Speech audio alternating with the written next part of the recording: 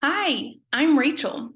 Welcome to day 31 of our 365-day Bible reading plan. Today's reading is titled, Moses is Born.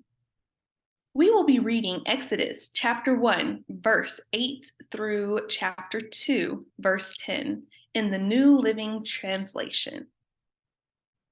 Eventually, a new king came to power in Egypt, who knew nothing about Joseph or what he had done. He said to his people, "Look, the people of Israel now outnumber us and are stronger than we are. We must make a plan to keep them from growing even more. If we don't, and if war breaks out, they will join our enemies and fight against us.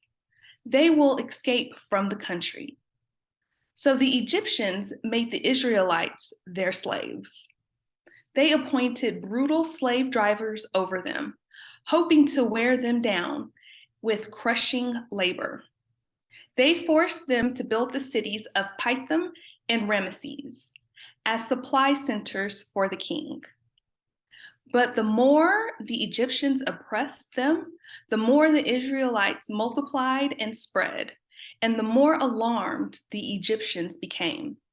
So the Egyptians worked the people of Israel without mercy. They made their lives bitter, forcing them to mix mortar and make bricks and do all the work in the fields. They were ruthless in all their demands. Then Pharaoh, the king of Egypt, gave this order to the Hebrew midwives, Shiphrah and Puah. When you help the Hebrew women as they give birth, watch as they deliver. If the baby is a boy, kill him. If it is a girl, let her live. But because the midwives feared God, they refused to obey the king's orders. They allowed the boys to live too. So the king of Egypt called for the midwives. "Why have you done this?" he demanded. "Why have you allowed the boys to live?" "The Hebrew women are not like the Egyptian women," the midwives replied. "They are more vigorous and have their babies so quickly that we cannot get there in time." So God was good to the midwives, and the Israelites continued to multiply, growing more and more powerful. And because the midwives feared God, he gave them families of their own. Then Pharaoh gave this order to all his people: "Throw every newborn Hebrew boy into the Nile River, but you may let the girls live." About this time, a man and woman from the tribe of Levi got married. The woman became pregnant and gave birth to a son. She saw that he was a special baby and kept him hidden for 3 months.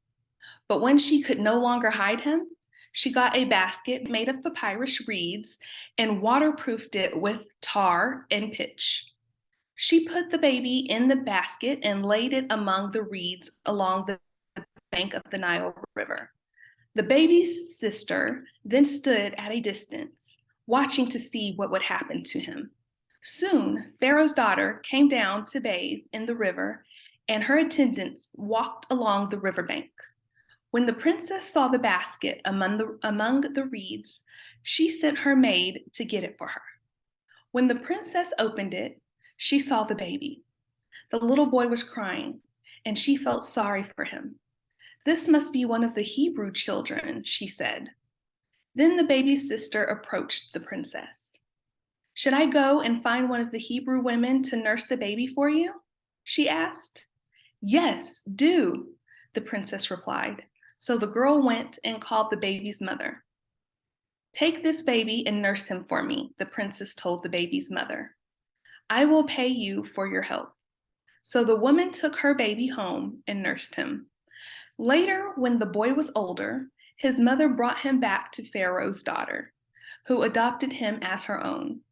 The princess named him Moses, for she explained, "I lifted him out of the water." Thanks for joining us for today's reading. And remember, everyone has an invitation to sit at Jesus' table. We hope you'll find your story and purpose in God's story.